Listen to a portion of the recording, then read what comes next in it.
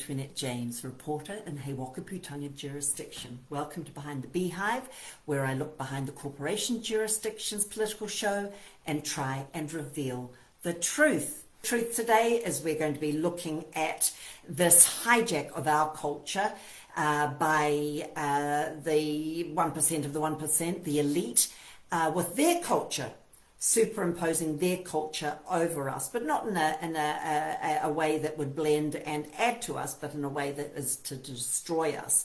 And that, if you heard or watched my video of yesterday, you'll understand comes straight from ancient mystery religion, straight from esoteric Roman Catholicism, and it is here to destroy us. So I would like to first start off with a song. Now, this song has been out for a couple of years. It came from San Francisco amongst the gay community there. It was the Gay Men's Chorus, and they published this music. And I just would like to read to you some of the lyrics from this chorus that they were singing. We know the chants that were coming out of America amongst the trans and gay Pride Week and marches, and we're here, we're queer, and we're coming for your children. Something they've always denied that they were wanting to do, but now it's out. We now know. And you will hear the lyrics of this song that was published 2021. And it basically says the same thing. So let me read this to you. This was published in San Francisco. You think that we'll corrupt your kids if our agenda goes unchecked? It's funny. Just this once, you're correct. We'll convert your children. Happens bit by bit, quietly and subtly, and you'll barely notice it. You can keep him from the disco, warn him about San Francisco, make him wear pleated pants. We don't care. We'll convert your children. We'll make them tolerant and fair. 2 years ago that was released, and they are doubling down. And I guess the question is, it's just a little song, just a little wee group in San Francisco of gay guys, they're not going to be able to have much impact. Well, the truth today I want to reveal is that it isn't just a handful of gay guys in San Francisco. This is a colossal undertaking by the billionaires, the trillionaires in this world that own the big corporations, that run, they are the movers and shakers of everything across the West. So this is a very top-down, very heavy-handed top-down mission that is being, put in areas of our culture, politics, big business, banking. It's been put in at that level because it's been that level is owned by the elite, and so they're pushing upon us, we the people, in ways that we can't necessarily push back effectively, because we need our banks, or do we? We need a big corporation, or do we?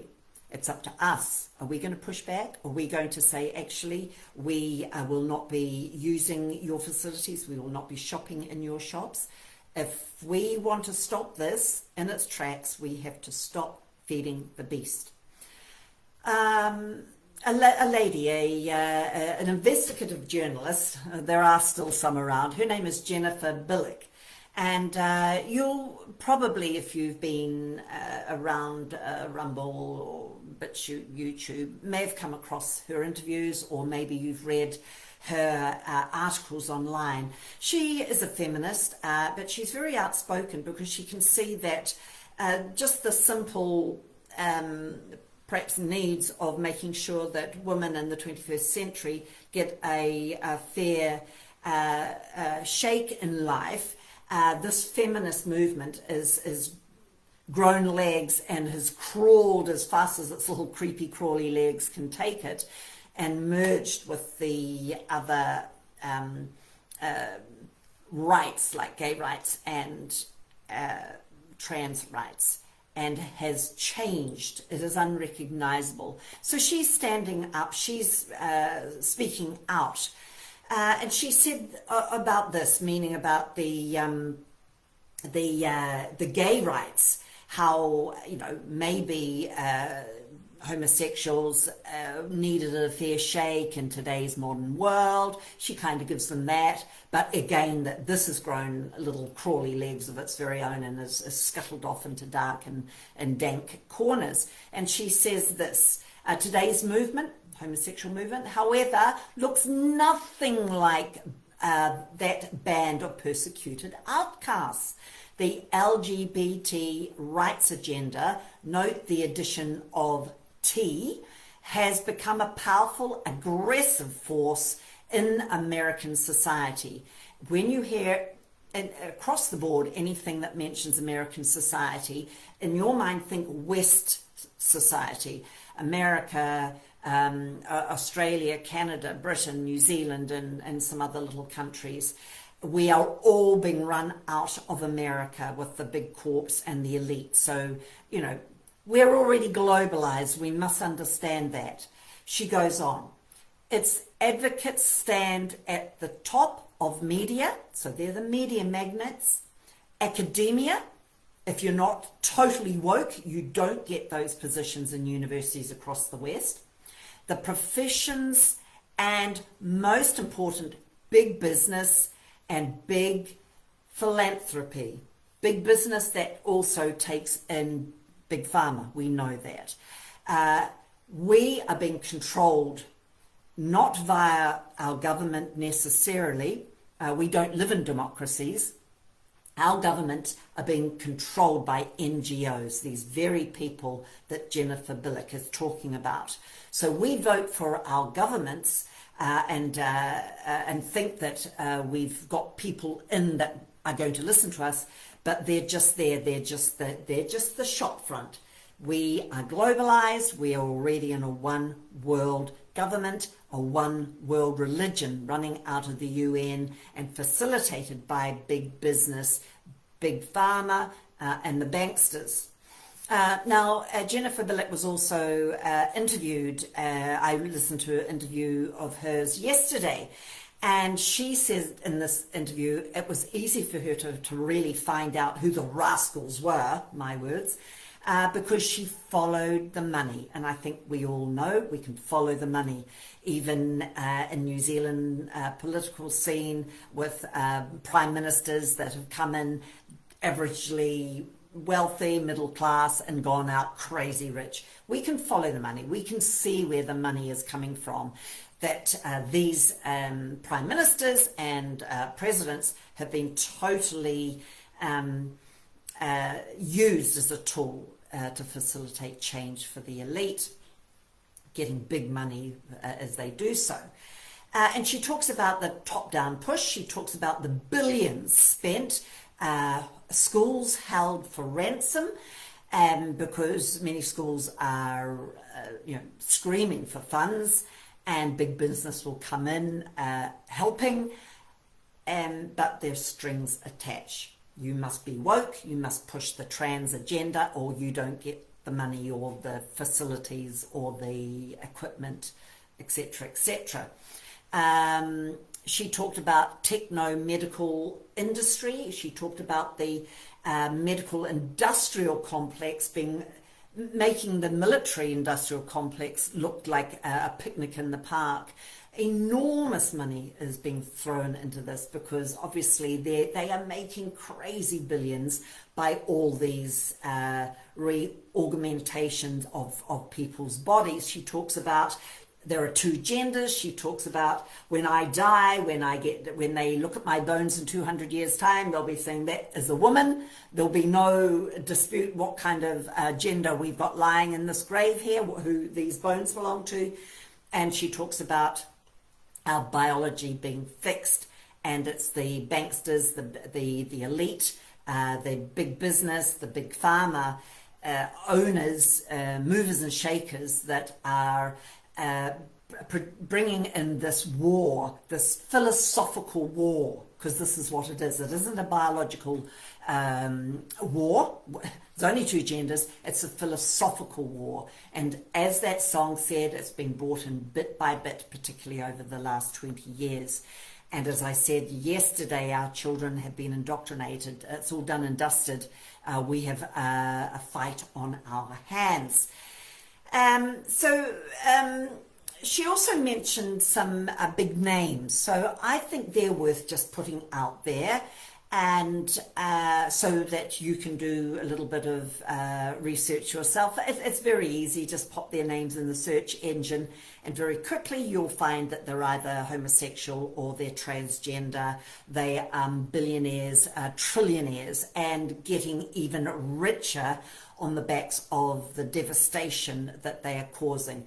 Because as I've already said today, it is their culture. Now their culture is a Luciferian culture, satanic culture. Their culture is run through their religion. Remember, politics is downstream of culture. Culture is downstream of religion. They've converted or swapped out, crushed, destroyed, near destroyed Protestant Christianity, so then they can bring in their culture, and then the politics can reflect that, so that you get gagged with hate speech if you dare speak out, or you lose your job because you dared to say there's only two genders. They have got this sorted. So one of the first names, William Sims Bainbridge. Now he's an elderly chap. Now he really got this thing going. He's written books.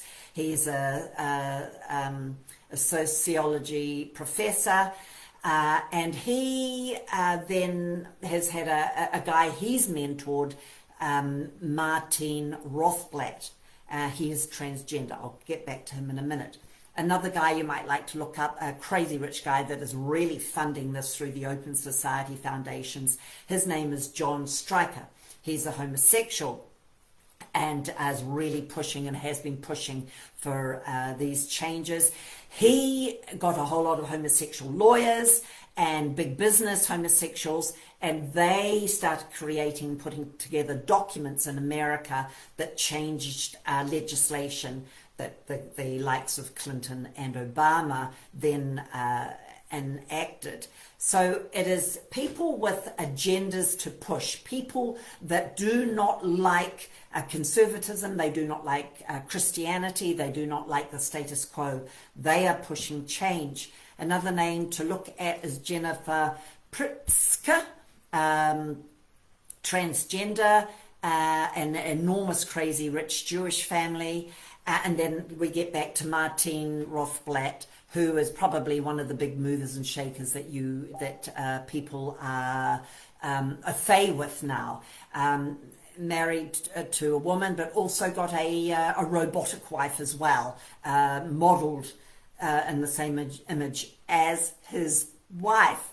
So Martin, he reminds me very much of Baphomet, the satanic god, breasts, but also male. That's what Martin very much looks like, and you see him on the cover of the Time magazine, kind of sitting in a more masculine manner actually, but really just displaying his body. He's fully clad, but he's got that Baphomet look about him as he's sitting there. Now, in 1995, it was Rothblatt that wrote a book, just little bit by little. Remember the song lyrics I started with? It's just little by little. His book was titled Apartheid of Sex, a manifesto on freedom of gender. Now, once that book kind of got a little bit of hold out there, he was able then to think, okay, now I can shake it up and change it out and really start talking about really what this is all about. Besides the destruction, this Ishtar, this Inanna that I talked about yesterday, and so angry today that our Western culture won't be her lover. We won't become highly sexualized quickly enough and take on the ancient mystery religion.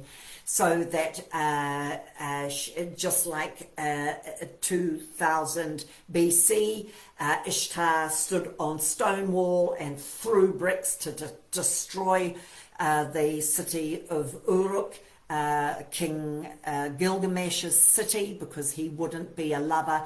This is what we're seeing today against our culture, this war of ideologies and the destruction, the throwing of bricks, which is where we get the saying stonewalled. We'll look at that in a minute as well. So anyway, she swapped out the title of her book and renamed it Transgender to Transhuman. Now we're seeing what the end game is.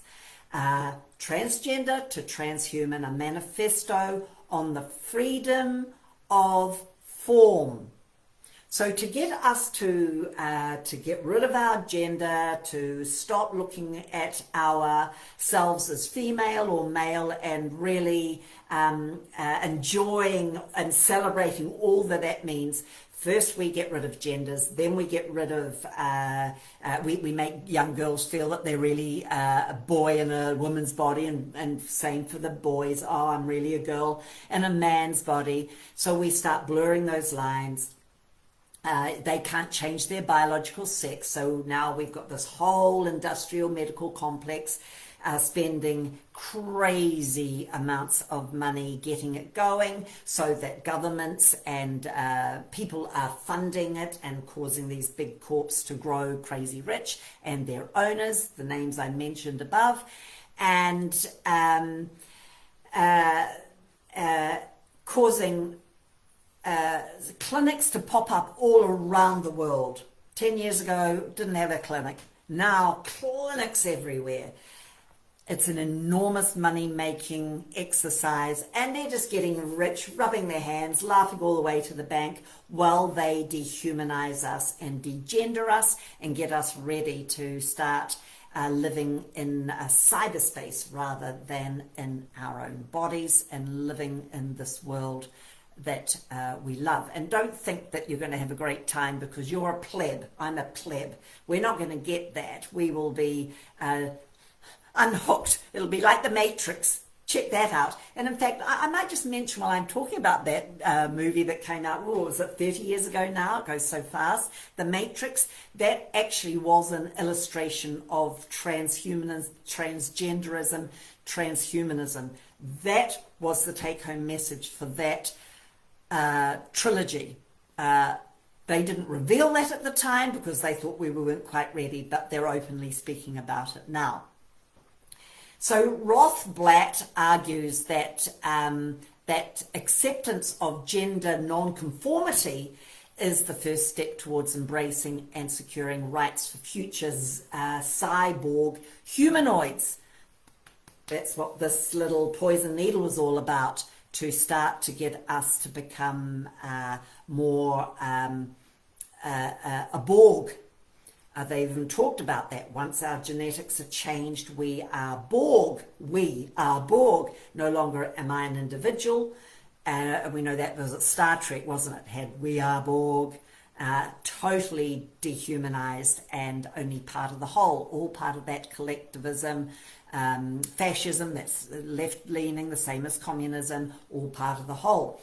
Now, there's also companies that are involved. Obviously, individuals can do so much, but they get most of their weight to change culture and be change agents by their companies. Vanguard, we're familiar with that. But another one we're probably even more familiar, and they've just moved into Ukraine. Now they've destroyed Ukraine and they're moving in there, and that is BlackRock. That is the biggest hedge fund in the world, talking trillions. Now, you may have heard the interview with the CEO of BlackRock, the woke Larry Fink. I don't know if he's woke or if he's just Luciferian and he's pretending to be woke to get the end product, which is us depopulated and dehumanized.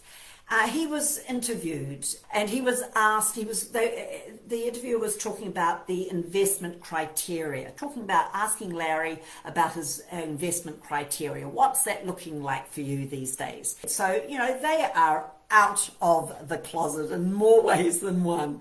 And this is what he said: behaviors are going to have to change. And this is one thing we're asking companies, not asking, forcing companies. And we'll talk about how they force them in a minute. You have to force behaviors, said Larry. Larry Fink, the Fink. At BlackRock, we are forcing behaviors. 54% of incoming class are women. We added 4 more points in terms of diverse employment this year. What we are doing internally is, if you don't achieve these levels of impact, your compensation could be impacted. Okay, he says. So what he's saying to his internal team that look after teams under them is, if you don't start being diverse and doing as we say, we're forcing you to change your behavior and who you want to employ. If you don't do that, because we know you don't want to, well, you are going to be the loser. You're not going to get your bonus. You're not going to get your promotion. So that's the way they force behavior internally. He goes on. You have to force behavior. And if you don't force behaviors, whether it's gender or race or whatever way you want to say it, the compensation of your team, you're going to be impacted. Yeah, no bonus. We are going to have to force change. So if he couldn't say force change enough times for us to understand what is happening, we must be dim-witted. And this goes into the what's known as the ESG. And it's throughout the West. I will talk about that next week. E stands for environmental, S stands for social, and G for governance, the way companies govern their companies. And this is another way that they are forcing change. A beautiful example is Bud Light. I think we, by now, we're whatever country we live in, are understanding Bud Light there. They used that Dylan transgender chap to force Bud Light upon the masses, forgetting that their base are blue-collar workers and they're not into that. So Bud Light was boycotted. No one was buying it. They lost millions very quickly in the first few weeks, millions. So what they tried to do then was compensate. They tried to bring out new ads to try and touch base with their base, but it didn't work. The base knew that they were not going to change and be a regular company, dropping all their political agendas. But nevertheless, Bud Light tried to do a slight shift towards normality.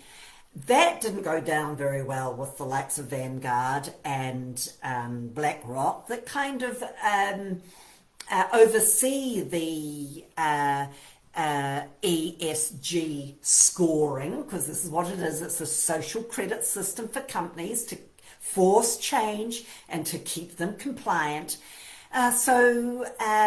Bud Light lost a lot of their credits, so that tumbled their investment portfolio as well, because no one wanted to invest in a company who's had its ESG rating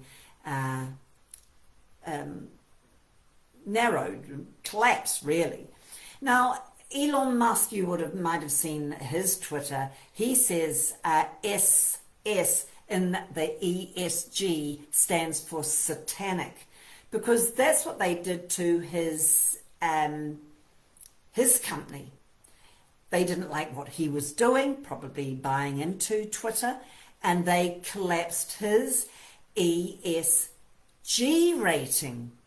And he lost big time. So you can see the spirit of Ishtar, Inanna, that we talked about yesterday, is raging, her fury, her destruction to destroy human nature. That's us just in touch with nature, and nature's God, swapping out the Christian God for ancient mystery religion. And this is where stonewalling comes in. Wikipedia explained that stonewalling is refusing to communicate or cooperate.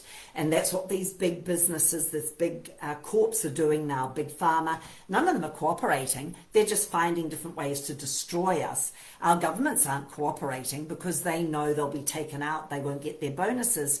So we are very much in a top-down society.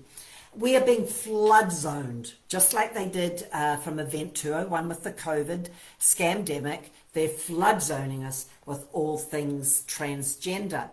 Now, you would remember yesterday I talked about the flag, the different colours in the LGBT plus flag. I just want to highlight again the 3 colours of significance, 2 particularly and 1 kind of in there, and that's purple, spirit, because this is a spiritual warfare we're in. There are spiritual forces afoot here, demonic forces. The other colour was turquoise, remember, and that represented magic, and we looked at pharmaceuticals, and that comes from the word magic and sorcery and witchcraft, and hot pink, which also represents sex. And the alphabet community are very sexualized. They wear it on their sleeve, more than their sleeve, or maybe they don't have any sleeves because they barely wear anything. Everything's very sexualized. They're reading the drag weirdos reading to our young children, highly sexualized. But remember turquoise, that came with that magic aspect. But what I perhaps didn't emphasize yesterday is it's magic, but also art. And this is very important because when you go back to antiquity, you start to see this